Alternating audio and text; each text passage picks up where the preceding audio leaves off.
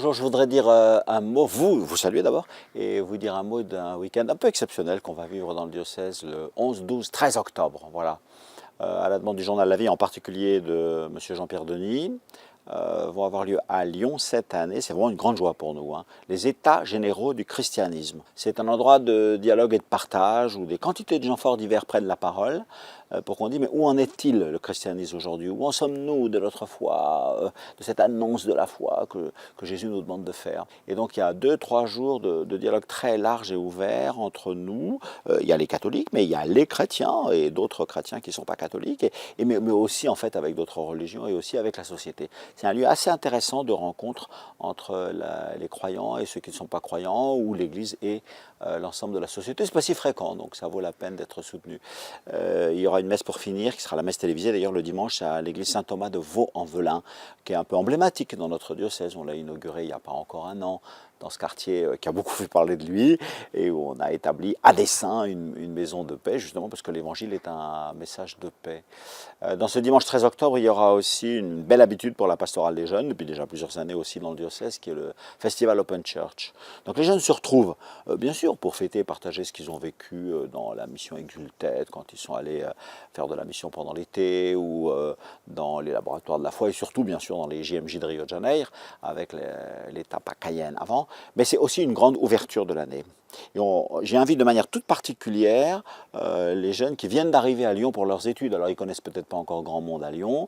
En fait, l'église est leur famille, toutes les églises sont leur maison. Et bien, qu'ils viennent ce jour-là à la cathédrale, sur la place Saint-Jean, où on célébrera la messe en fin de soirée, vers 19h.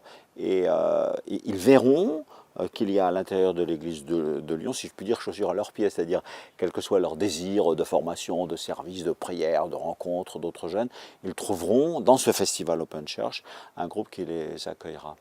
Nous n'allons pas rester non plus bloqués sur la France avec les États généraux du christianisme ou sur le diocèse de Lyon.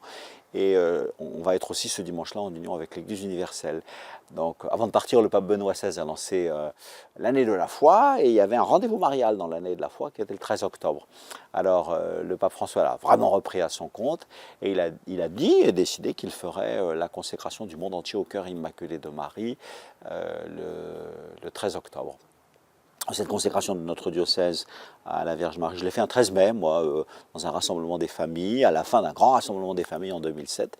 Et donc, à la basilique de Fourvière, après la messe de 17h, à 18h, on fera un acte de consécration en union avec le pape François, en confiant à la prière de la Vierge Marie, en lui consacrant notre vie, nos familles, notre diocèse, notre communauté, notre mission d'évangélisation, mais aussi en écoutant sa consigne à elle. Vous savez que dans l'Évangile, il y a une seule consigne qui sorte de ses lèvres pour nous, les petits serviteurs du banquet, et elle nous dit « Faites tout ce qu'il vous dira ». Donc elle nous tourne vers Jésus, elle nous met à l'écoute de Jésus, elle qui a toujours écouté la parole de Dieu, et elle nous donne cette unique consigne mariale de l'Évangile. C'est un beau programme pour nous tous. Voilà, plusieurs beaux rendez-vous. J'aurai certainement la joie de rencontrer beaucoup d'entre vous, 11, 12, 13 octobre.